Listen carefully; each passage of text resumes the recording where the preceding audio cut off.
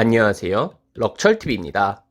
1997년 연재를 시작한 원피스는 지난 24년 동안 셀 수 없이 많은 캐릭터들이 등장해왔습니다. 하지만 이 중에서 피규어로 제작되는 캐릭터는 극히 제한적이에요. 피규어가 인기 캐릭터 위주로 발매되고 있기 때문인데요. 이 때문에 크래커, 스무디 같은 디자인이 꽤 괜찮은 캐릭터들도 피규어 제작이 거의 되지 않고 있는 상황인데요. 근데 이런 치열한 경쟁에도 불구하고 피규어로 제작된 비주류 원피스 캐릭터들이 있어요. 그래서 준비했습니다. 피규어로 나온 줄 몰랐던 원피스 캐릭터 순위 탑 7입니다.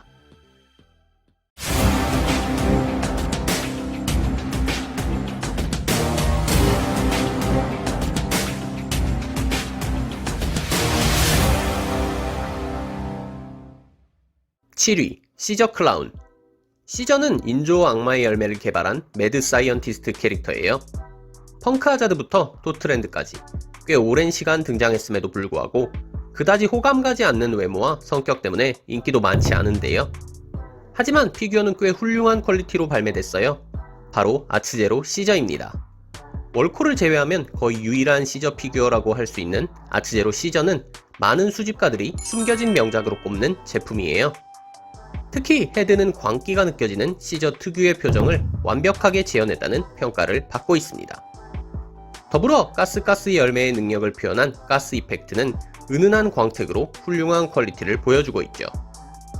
이렇듯 원작에서의 인기와는 반대로 피규어에서는 가장 좋은 평가를 받고 있는 원피스 캐릭터가 아닐까 생각되네요.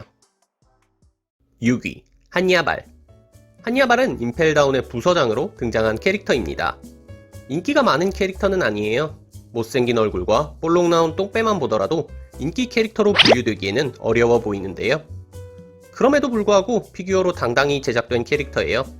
지난 2012년 아츠제로에서 마젤란, 사디와 함께 발매가 됐는데요. 퀄리티 자체는 조금 아쉬울 수도 있을 것 같아요. 함께 발매된 마젤란이 워낙 명작으로 꼽히고 있는 탓에 한야발은 비교적 심심하다는 평가가 적지 않은데요. 하지만 삼지창, 똥배와 같은 한야발의 특징을 충실하게 재현했을 뿐만 아니라 우스꽝스러운 표정으로 얼굴을 교체할 수 있다는 점은 아츠제로 한야발의 매력 요소라고 할 수 있을 것 같네요. 5위 우루지. 우루지는 파괴승 해적단의 선장이자 루피와 같은 최악의 세대 멤버 중 한 명인데요. 다른 최악의 세대 멤버들과는 달리 작품에 등장하는 횟수 자체가 굉장히 적어요. 근데 의외로 피규어는 발매가 된 캐릭터예요. 더욱 특이한 점은 2016년 조영왕 대회에서만 우루지 피규어가 2개 나왔다는 점인데요.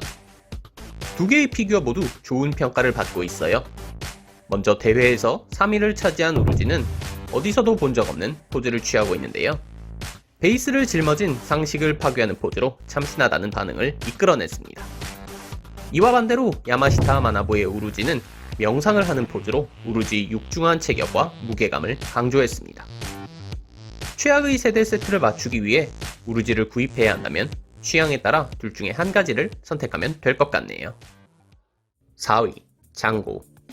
너무 옛날에 나왔을 뿐만 아니라 보스급 악역도 아니라서 피규어로 제작이 안 됐을 것 같은 캐릭터 장고입니다. 하지만 조영왕 대회를 통해 피규어 발매가 된 캐릭터예요. 조영사도 유명하신 분인데요. 최근 SMSP 조로뿐만 아니라 크리에이터 조로, 좌상미호크 등을 만든 후케 유타 조영사가 그 주인공입니다. 그만큼 조영왕 장고의 퀄리티도 훌륭해요. 장고를 상징하는 마이클 잭슨의 문워크 포즈를 완벽하게 재현했을 뿐만 아니라 헤드까지 훌륭한 싱크로율을 보여주고 있죠. 더불어 섬세하게 조형된 의상의 장식은 경품 피규어에서는 쉽게 찾아볼 수 없는 기대 이상의 디테일이라고 평가하고 싶네요. 3위 와이퍼. 와이퍼는 하늘섬 에피소드에서 샨디아의 전사로 나온 캐릭터입니다. 하늘섬 에피소드에서는 꽤 비중이 높았지만 그 이후에 뚜렷한 등장이 없는 탓에 존재감이 많이 옅어졌는데요. 그래도 피규어로 발매가 된 캐릭터예요. 월코를 포함해서 작은 피규어들이 몇 가지 나왔지만 가장 대표적인 피규어는 조영왕에서 나온 제품입니다. 첫 조영왕 대회에서 우승을 차지한 만큼 퀄리티는 훌륭해요. 결의에 찬 와이퍼의 표정뿐만 아니라 무기, 소품까지 원작을 충실하게 재현했습니다. 더불어 조각 같은 근육을 부각시켜주는 음영 도색도 인상적이죠. 조형을 맡은 사이토 힐은 자신만의 뚜렷한 스타일로 검은 수염, 조로 등과 같은 명작을 만든 조형사인 만큼 믿고 구매할 수 있는 피규어이지 않을까 싶네요. 2위, 파울리. 조연이지만 개성이 강했던 캐릭터예요. 외모가 상당히 멋질 뿐만 아니라 밧줄을 사용한 특이한 전투 방식을 보여주기도 했는데요. 이런 넘치는 개성은 피규어로 만들기에 좋은 소스가 될 수 있어요. 2015년 발매된 조형왕 파울리는 이런 소스를 잘 활용한 제품인데요. 파울리의 원작 속 의상은 물론 밧줄을 사용하는 독특한 전투 방식까지 완벽하게 재현했죠. 본체도 소홀히 하지 않았어요. 역동적인 포즈와 생동감 넘치는 표정은 조형왕 파울리가 높은 점수를 받을 수 있는 요소 중 하나입니다. 워터7 에피소드를 감명 깊게 보신 분들이라면 한 번쯤 구매를 고려해볼 만한 피규어라고 생각되네요. 대망의 1위, 펑크 프리드. 원피스 팬들도 잘 모를 만한 캐릭터예요.